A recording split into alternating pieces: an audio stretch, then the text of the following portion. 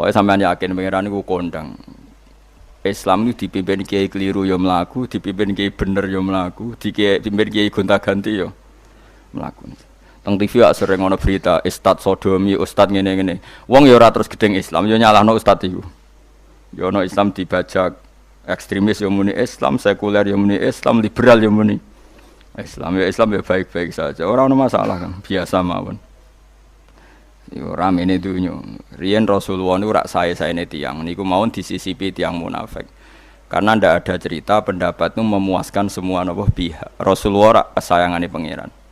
Niku pun ndak bisa memuaskan semua orang. Sehingga orang yang kecewa ya jadi munafik. Pemene trimo kiai, trimo presiden, trimo Kapolri, trimo pangam, enggak bisa. Apapun konsepnya itu enggak bisa. Mesti ada yang setuju pendekatan ekstremis itu persuasif. Sing sitok gak harus tegas. Kalau gak tegas gak bisa membasmi akar-akarnya. Sing jare persuasif, nak tegas mereka dendam malah kacau negara. Sing sitok kalau gak tegas mereka ngelamak. Ini kan ra iso selesai. Akhirnya nyelesaino aku sing pimpinan nurut. Akhirnya sing pendapatnya gak tinggung. Nurut ya nurut mergo dipecat tapi terus balelo sithik. Balelo apa? Sithik-sithik. Masjid ge ngoten nasibe, kiai ge ngoten. Kulo nek ndek murid kuatah, ndek santri kathah sing kiai nggih kathah.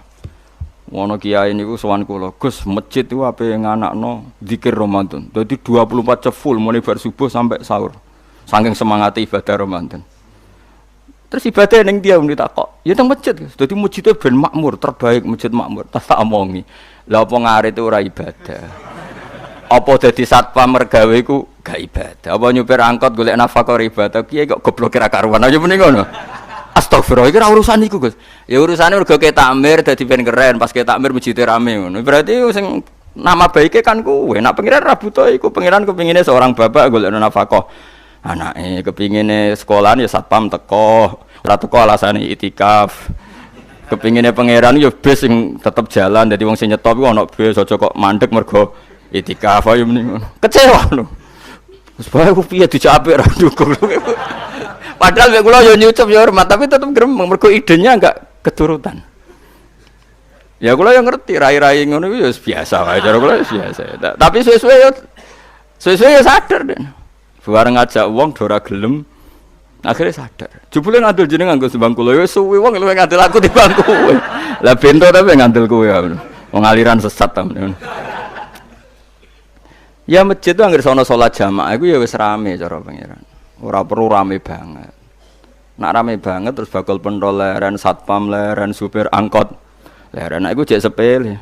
Dokter leren. Wong ape lara. Ape lara ape berobat ra iso. Nak larane emergensi astagfirullah minamikum taqabbal ya karim. Sajane semburu leren maling leren, copet leren. Iku ape nek iso ngumpul lho iku.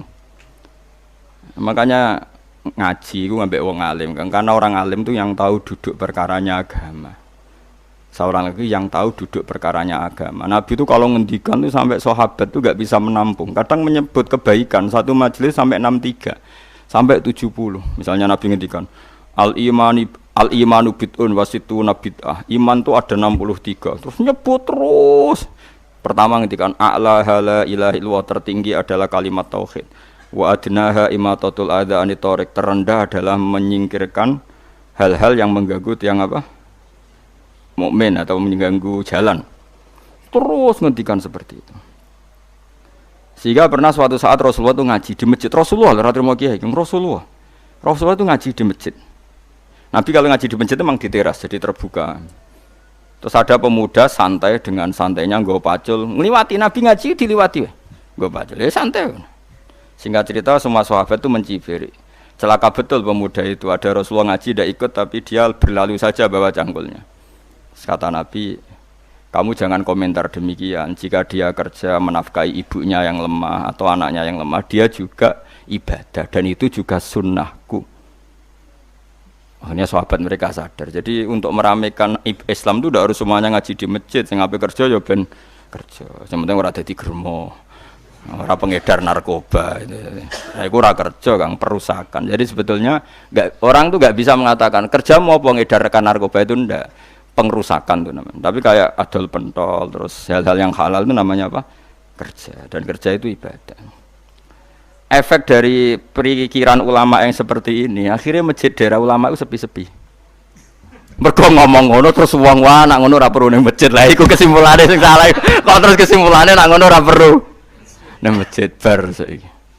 Maksudnya orang ngono sing di aktivitas nggih monggo. Nek sing ada aktivitas timbang turu ning omah akhirnya aduk ibadah ning masjid aja aduk turu ning masjid. Nah, akhirnya daerah-daerah tertentu yang akeh ulama mesti masjidnya sepi, tak jamin. Jajal gitu loh nih Rembang. Oh, tambah sepi. Karena ulama cara berpikir, jong kerja ya, ibadah ngernet ya, ibadah mulang ya ibadah. Akhirnya orang masjid pas tarawih. Iku yang golek sing cepet. Tapi kunane kuno, Nabi sekalipun itu yang namanya orang yang mendengar, tetap ada yang menolak. Konsep perang di luar kota itu kan secara teori militer itu rasional. Bikin kontak ya rasional. Tapi orang yang berpendapat tadi, ya Rasulullah kita di rumah saja, itu ya gelo. Kayak tadi, orang yang ingin memakmurkan masjid kemudian, kan saya seperti itu ya gelo. Kalau pikiran saya, suatu saat dia sadar, intinya sadar, terus sowan saya sadar. Karena ya muridnya ada murid beda angkatan ya, dia semi-semi teman sama saya. Tak omongin ngene, jong kowe nak pancen seneng masjid tenan, masjid iku aja dadi problem bagi umat. Misalnya gini, aja sampai kena apa ora nyupir angkot demi nak mirno masjid, kena apa ora tugas satpam demi makmurno masjid. Berarti masjid ini menjadi problem penghalang dari sistem sosial ekonomi. Kowe seneng masjid darani problem. Kowe seneng masjid dianggap kambing hitam. Ya sudah, sholat jamaah saja, sholat jamaah di masjid. Terus yang nganggur-nganggur ya ke masjid. Tapi kalau yang sibuk ya monggo, asal itu halal ya ibadah. Ngendikane Nabi setiap aktivitas muslim asal halal itu apa? Ibadah. Makanya kita harus. Nah, tapi kan pendapat seperti ini itu kan kadang dibantah juga. Tapi ki Ramadan Gus tahun pisah, nosok ngejinan rasa setuju. Tak bukti kalau dia hadu nafsi tak tes. Ya wis aku setuju, syaratnya ketuane takmir ra kowe. Dadi masjid rame pas kowe ra ketua takmir. Isen dene karena dia ingin punya prestasi. Berarti sawang wow pas dene ketua takmir hadun nafsi enggak? Hadun nafsi pasti dia itu cari. Ya jajal pengajian sing gede-gede. Mergo pengurus takmire kepengin pas era dene tau pengajian geden. Pas gak pengurus takmir terus ana pengajian geden. Lha opo rame-rame bareng. Padahal orangnya sama.